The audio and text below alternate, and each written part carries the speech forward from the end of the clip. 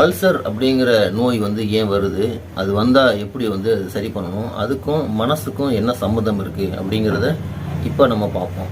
நான் வந்து ஆழ்மன சிகிச்சையாளர். எனக்கு வந்து ஊர் வந்து திருவாரூர். எனக்கு அல்சர் அப்படிங்கிற நோய் ஏன் நம்ம அதை பற்றி தெரிஞ்சுக்கணும் அப்படின்னா, ஒரு நோயை பற்றி நம்ம என்னன்னு நமக்கு அடிப்படை அறிவு நமக்கு இருந்துச்சுன்னா அதுலேருந்து எப்படி வெளியே வர்றது, இந்த தொந்தரவுகள்லேருந்து நம்ம எப்படி வந்து வெளியில் வரலாம் அப்படிங்கிறத நோக்கி நம்ம வந்து பயணிக்க ஆரம்பிப்போம். அப்படி இல்லைக்கட்டி நம்ம என்ன செய்வோம் அப்படின்னா, எனக்கு இந்த நோய் இருக்குது அப்படின்னு நம்ம திருப்பி நம்ம வந்து தொடர்ச்சியாக நம்ம வந்து காலையில் எந்திரிச்சோடனே நம்ம வந்து ஞாபகத்துக்கு கொண்டு வர்றப்ப அந்த நோய் வந்து இன்னும் உங்களுக்கு அதிகமாகும். ரெண்டாவது, அது என்னன்னு புரியாமல், அது எதனால் அந்த நோய் வருது, என்ன செய்கிறதுன்னு தெரியாமல் ஏற்கனவே செஞ்ச தப்பையே அவங்க என்ன பண்ணுவாங்கன்னா திருப்பி அந்த தப்பை செய்ய என்ன பண்ணும் அப்படின்னா நிலைமைகள் வந்து இன்னும் உங்களுக்கு வந்து மோசமாகும்.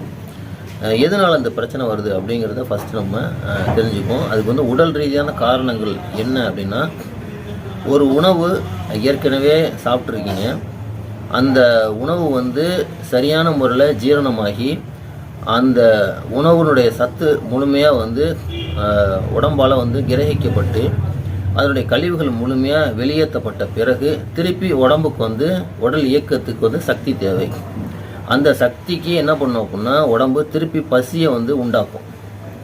அதுக்கு பிறகு நீங்கள் உணவை கொடுத்தீங்க அப்படின்னா, நீங்கள் எந்த மாதிரி உணவுகளை கொடுத்தாலும் அது வந்து என்ன பண்ணும் அப்படின்னா அதில் என்ன சத்து இருக்கோ அந்த சத்தை பிரித்து அதை எடுத்துக்கும்.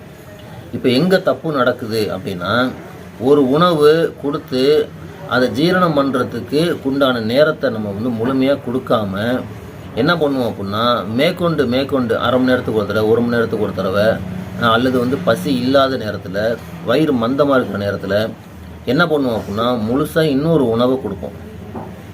அப்போ என்ன ஆகும் அப்படின்னா, அப்போ உதாரணத்துக்கு சொல்லணும் அப்படின்னா, ஒரு உணவை எடுத்துக்கிட்டால் ஒரு 2 மணி நேரத்தில் அதுக்கு தேவையான எல்லாத்தையும் செரிமானம் பண்ணி உடம்பு அதனுடைய சக்தி எல்லாத்தையும் கிரகிச்சு அதனுடைய கழிவுகள்லாம் முழுமையாக வெளியேற்றுறதுக்கு ஒரு 2 மணி நேரம் தேவை. அப்படின்னா ஒரு 1.5 மணி நேரம் ஆகிருக்கு அப்படின்னா என்ன பண்ணுறாங்க அப்படின்னா, திருப்பியும் அடுத்த உணவை என்ன பண்ணுறாங்க, முழுசாக இன்னொரு உணவை கொடுக்குறாங்க.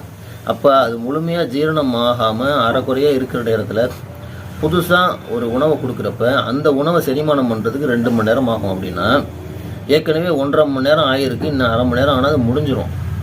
அதுக்கு பிறகு கொடுத்தா அது என்ன பண்ணும் அப்படின்னா முழுசாக ஜீரணம் பண்ணும். இப்போ என்ன செய்யும் அப்படின்னா, உடம்பு பழசு ஏற்கனவே இருக்கிறதையும் இப்போ புதுசாக அனுப்புனதையும் சேர்த்து திருப்பி 2 மணி நேரம் என்ன பண்ணும், உங்களுக்கு வந்து ஜீரணம் பண்ண ஆரம்பிக்கும். அப்போ என்ன நடக்கும் அப்படின்னா, புதுசு பழசும் சேர்ந்து நொதிச்சு போய் அதுலேருந்து ஒரு என்ன பண்ணும் அப்படின்னா ஒரு கேஸ் ஒன்று உருவாகும்.